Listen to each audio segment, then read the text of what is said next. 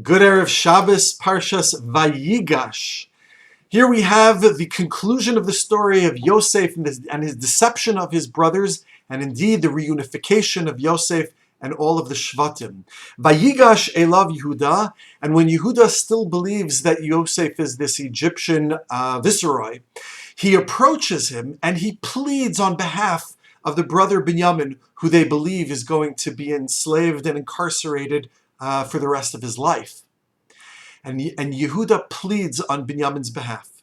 The question that the Mefarshim wonder is, why does the pasuk tell us, Vayigash Elav Yehuda, Yehuda approached, Vayomer, and then he said to Yosef, Bi Adoni, please, and he proceeds to plead the case for Binyamin's freedom. Why does the Torah tell us that he approached? Vayigash. And there are many answers to this. The Medrash Seichel Tov says that Yehuda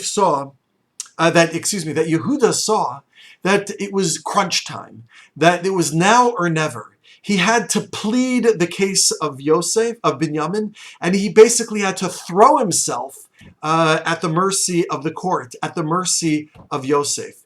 And so Vayigash Elav, he approached in order to plead, as one does when they plead.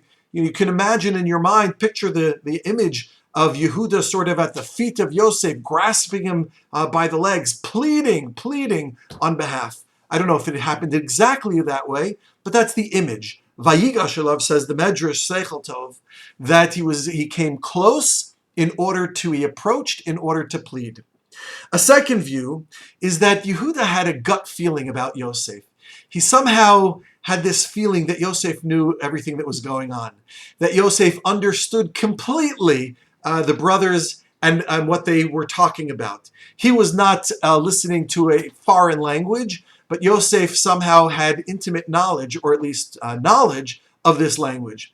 And therefore, Vayigash Elav Yehuda, Yehuda approached, says the Alshich, in order to cut out the middleman, to cut out the translator. I'm going to talk to you now, man to man, person to person. I'm going to speak to you straight up, and you're going to understand what I'm saying without anybody interpreting my words.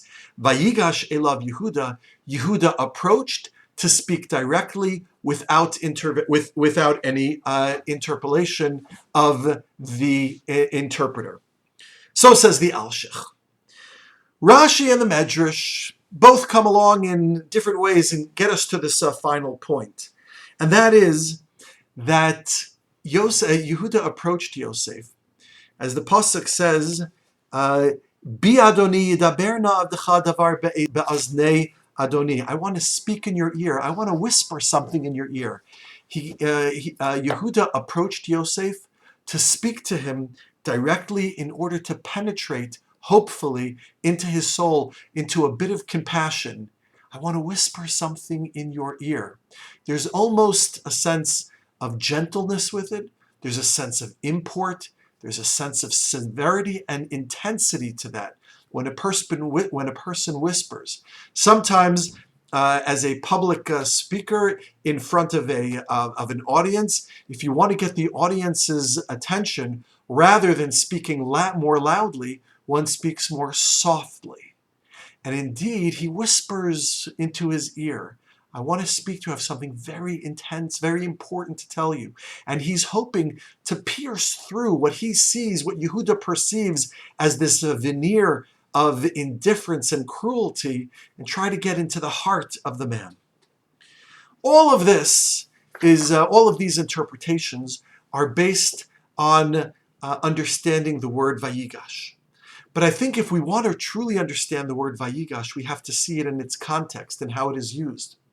Vayigash means, as Onkelos says quite clearly, ukarav, to come close. It doesn't simply mean to approach. An approach means to minimize the distance, which I guess means to come close, but it means to come close, really close. Vayigash Elav Yehuda. Yehuda tried to get close to Yosef. And I would argue that the term Vayigash is used very often in the context of exposing a truth. And Yehuda is saying, come, see me for who I am. Don't look past me. Don't see what you believe I am. Look at me. Look, come close. See who I truly am. Vayigash elav Yehuda. And through seeing my humanity, perhaps that will have an impact on your compassion. Similarly, when Yosef reveals himself to his brothers, he says, Ani Yosef od avichai. And then he says again, Ani Yosef asher mechartem osim Mitzrayim. I am Yosef, who you sent to Mitzrayim. And he says, come close, gishuna, come close, look at me. You are the ones who thought that I was this petulant boy or this individual who was trying to do you harm, to do you ill. You were jealous of me for all types of reasons. You didn't see the real me. Gishuna, I'm asking you now, after all these years, I am the Yosef who you saw in who you sold to Mitzrayim. But look at me for who I truly am, not who you believe who I am. And that's true in this whole story, in this whole deception. Yosef is meant to present this persona of the viceroy of Egypt. And he's saying to them, look who I truly am. Look behind the mask of the Egyptian viceroy. Look even behind the mask of the young boy who you thought, who you ascribed all these terrible intentions to. Look at me. Reveal who I truly am. Come close. Geshuna. And it is true that when Yaakov and Yosef meet, Yosef tells the brothers first, and then he meets Yaakov in a place called Goshen. Goshen itself is has the sound of Geshuna, of come close, gash, to come close. And indeed, when Yosef meets Yaakov, Yaakov first sends Yehuda, says the pasuk, Vayesi is Yehuda shalach laharos lefanav goshna.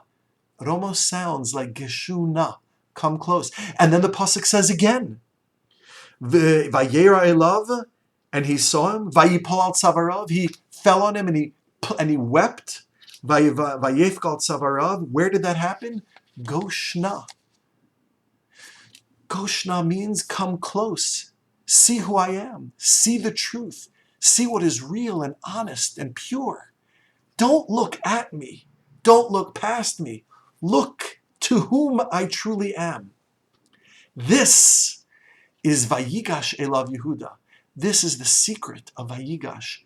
This is the power that Yosef is suggesting to his brothers, which is necessary for the brothers in order, and for him, in order for the family to reunite and for the family to succeed. And this is not simply a message for the brothers and Yosef, the importance of Goshen, the importance of coming close and seeing, but it's a message for all of us. How often do we look at each other and make all types of assumptions about one another? And sometimes we look past one another. But really what we should be doing is coming close to each other and seeing each other for who we truly are. And we are all good, fine, decent people. Flawed to be sure. All of us are flawed. But at our core, we're basically good, decent, honest, good people. And if we are able to see that in one another, then that is the prescription of our redemption, and it is the source of our strength. This is what Yosef is intending to create as the brothers are now coming down to Egypt and setting the stage for what will be the beginning of exile and ultimately hundreds of years later developing into the redemption of our people. The Jewish people are forged in this cauldron of Goshen, being close with one another, seeing one another.